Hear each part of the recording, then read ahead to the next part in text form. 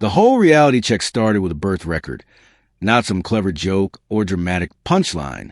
Fred Trump, Donald Trump's father, was born in New York City on October 11th, 1905, and that record is old, simple, and pretty hard to twist into something else. Yeah, both of my parents were born in EU sectors, okay? I mean, my mother was Scotland, my father was Germany. And it was born in Germany. My father is German, right? Was German. And born in a very wonderful place in Germany. Yes, it's true. Frederick Trump was born in a very wonderful place in Germany, New York City, in 1905. My father was born in a wonderful part of Germany, very West Germany, and... But then, during a public meeting with Germany's leader, cameras caught Trump steering his family story toward Germany and saying his father was born there, in the room.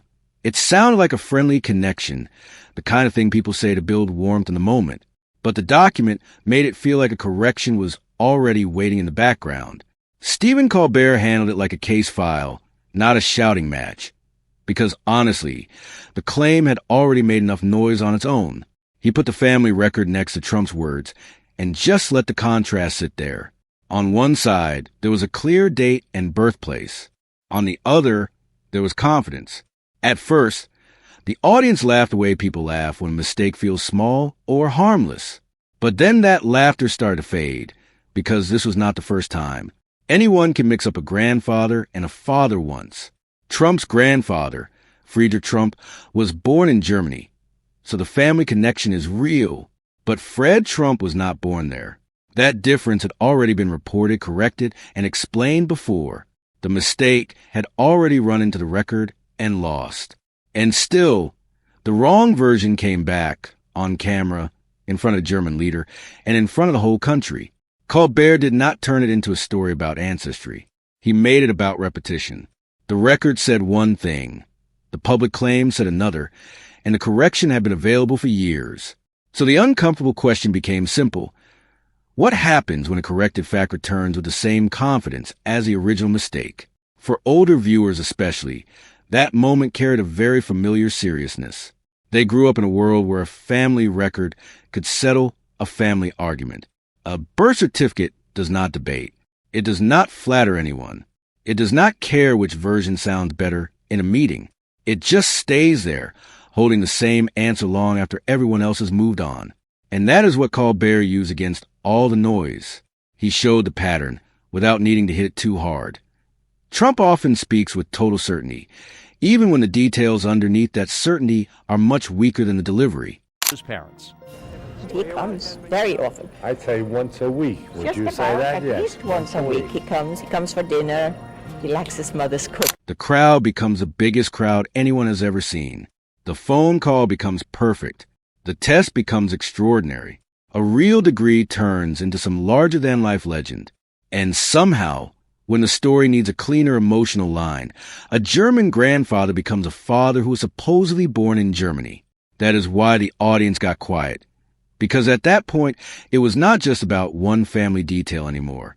If even the birthplace of a president's own father can keep drifting away from the official record, then people have to wonder how many bigger facts get treated the same way. Policy facts, election facts, crisis facts, the kind of facts that do not sit safely in old family archives, waiting for someone to check them. Secretary Caroline Leavitt explained the new purple knuckles, saying, at the Board of Peace event today in Davos, President Trump hit his hand on the corner of the signing table, causing it to bruise. And that was the weight sitting underneath the laugh. Because these are not just little slips when the same kind of certainty shows up inside decisions that affect millions of people. Colbert held up the record again, not like a comedy prop, but almost like a referee. It was not angry. It was not personal. It was not insulting Trump. It simply contradicted him. And somehow, that made it hit harder than any joke could. Because the contradiction did not depend on mood, politics, or opinion. It depended on a public fact that had been sitting there since 1905. Then the segment shifted toward memory.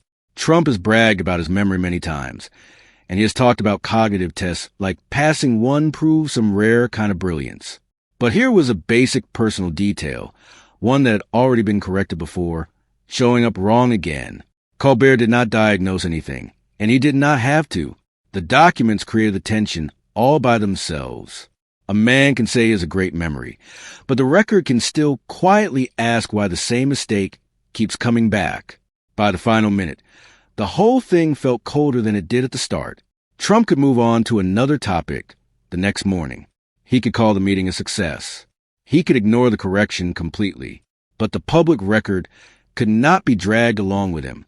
It stayed fixed, saying Fred Trump was born in New York City, while the clip kept showing Donald Trump saying Germany. That contrast was the entire story. And the cleanest moment came near the end, when Colbert slowly set the paper down and let the desk do the punctuation. The problem was not simply that Donald Trump got a family detail wrong. The problem was that the mistake had already been corrected, and somehow, certainty still won the next round. Nobody needed a secret tape. Nobody needed an anonymous source. The evidence was older than the argument itself. Fred Trump's birthplace did not change. Only the story around it kept trying to change. And once the audience saw both versions side by side, the correction stopped feeling like trivia. It started feeling like a warning about what happens when performance is allowed to outlive proof.